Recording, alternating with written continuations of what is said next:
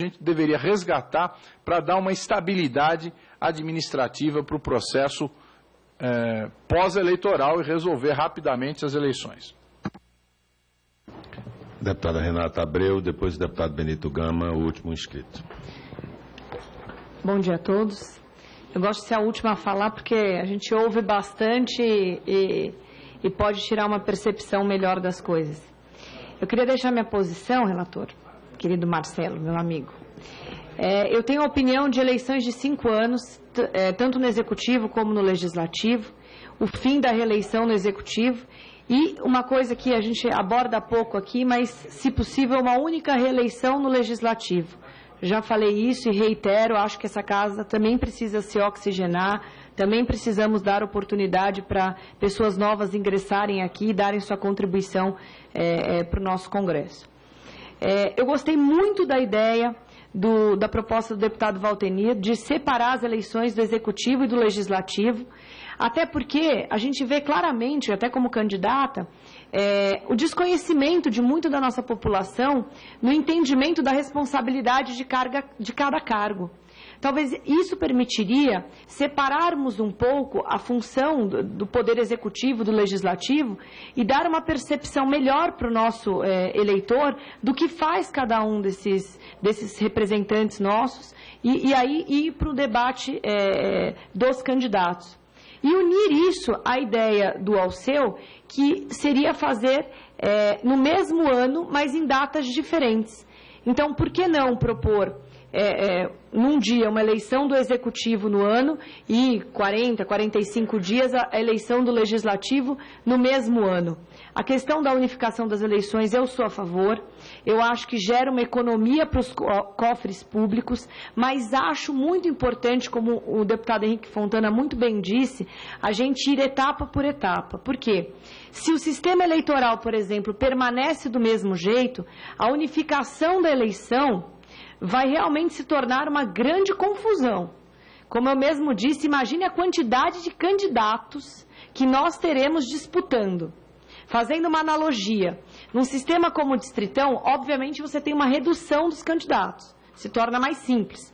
No sistema proporcional, com chapas completas para cada um dos cargos disputados, teríamos muitos candidatos e talvez geraria uma confusão ainda maior.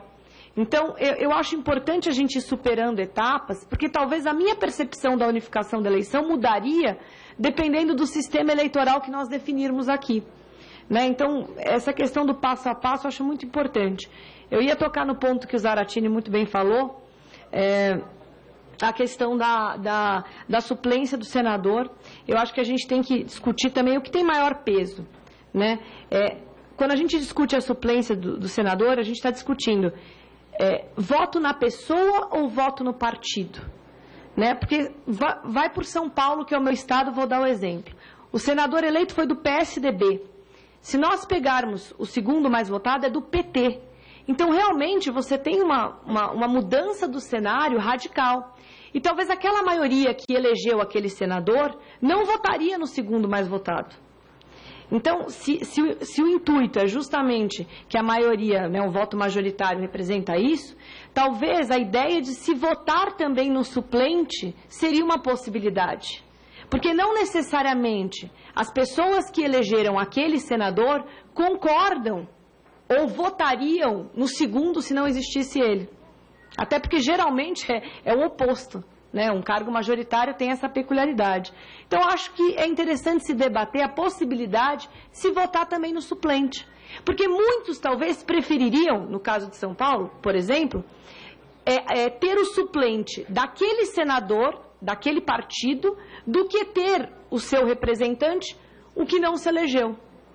E aí, se a gente está aqui discutindo a vontade popular, eu acho que isso tem que ser levado em consideração, ainda mais quando a gente ainda tem partidos que nitidamente oposição, então eu acho que isso precisa ser levado em consideração. Eleições, a minha ideia de unificação da eleição, como eu já disse, é de repente colocar as eleições em 2019, porque aí a carinha dele, do Marcelo, os prefeitos e vereadores, eu acho que uma eleição em 16, com 2 anos, primeiro, os custos disso é enorme. Não dá para você fazer uma gestão. Eu ouvi de prefeito, eu não vou nem sair candidato, porque o governo não está muito bem, eu deixo o outro ganhar, que aí em 2 anos ele não vai fazer nada e eu volto com tudo. Né? Então essa é uma realidade, e sem contar o custo daquela campanha. Então eu acho que a gente tem 2 possibilidades, ou estender efetivamente 2 anos aí e fazer a equivalência em 2018, ou fazer a eleição em 2016 e uma eleição em 2019, por que não? Né? Já que a gente está aqui pleiteando um mandato de 5 anos, já deixaria essa questão e ficaria nem para a gente nem para eles, e seria uma possibilidade. Acho que é isso, é a minha contribuição para o debate. A reeleição e o mandato de 5 anos? Mandato de 5 anos, fim da reeleição no Executivo e uma única reeleição no Legislativo. Deputado Benito Gama. Senhor presidente,